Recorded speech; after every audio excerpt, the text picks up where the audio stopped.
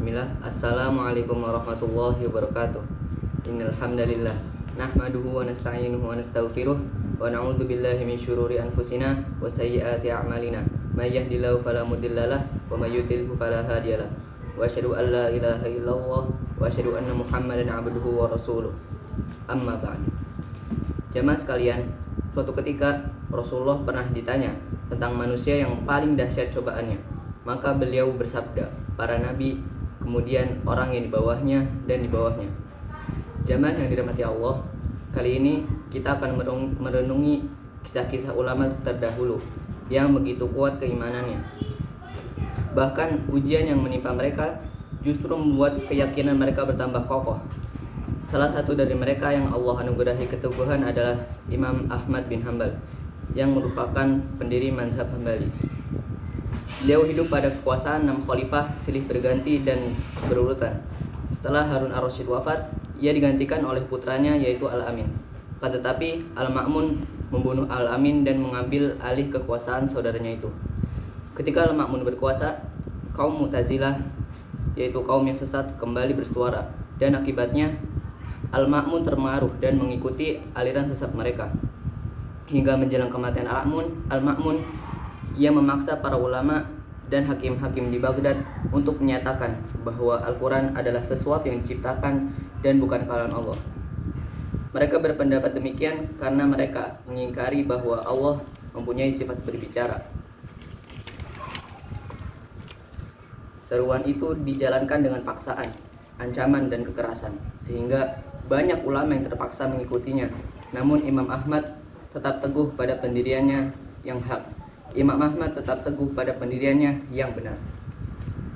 Imam Ahmad pun dibawa menghadap Al-Ma'mun untuk dihukum mati karena tidak mengakui Al-Quran itu makhluk.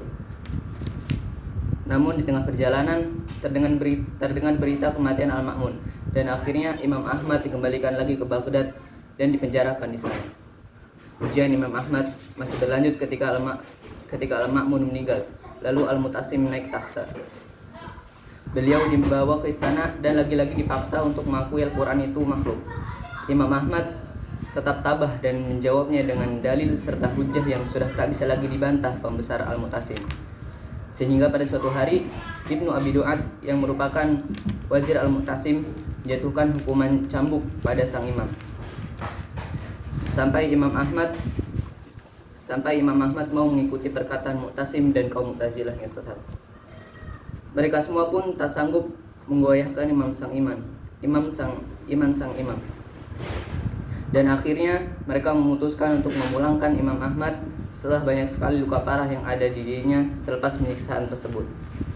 Sepeninggal Al-Mutasim, Al-Wasik menggantikannya, dan ujian kembali menimpa Imam Ahmad, di mana Al-Wasik menghukum Imam Ahmad dengan cara mengasingkannya di suatu daerah. Dan juga terkadang Al-Wasik menyuruh menahan Imam Ahmad di rumah dan ia tidak boleh pergi ke masjid, apalagi Imam Ahmad tidak dibolehkan untuk menyebarkan ilmunya atau mengajarkan ilmunya. Setelah kesabaran Imam Ahmad yang begitu panjang melewati banyak cobaan, akhirnya Al-Wasik bertaubat dari keyakinan Mu'tazilahnya. Sebelum akhir hayatnya, sang khalifah pun meninggal dan digantikan oleh Al-Mutawakkil. Al-Mutawakkil membuka lembaran baru dalam kekhalifahan Abbasiyah. Beliau mendukung penuh para ulama ahli hadis sehingga akidah Ahlus Sunnah bangkit kembali dan segala bid'ah dilenyapkan. Ahmad bin Hanbal sangat dimuliakan oleh Al-Mutawakkil. Ia seringkali mengharapkan kedatangan sang imam di istananya. Bahkan beliau pernah meminta Imam Ahmad menjadi pendidik Al-Mu'taz yang merupakan putra mahkota dari Al-Mutawakkil. Imam Ahmad menerima banyak sekali uang tunjangan dari Khalifah Al-Mutawakkil.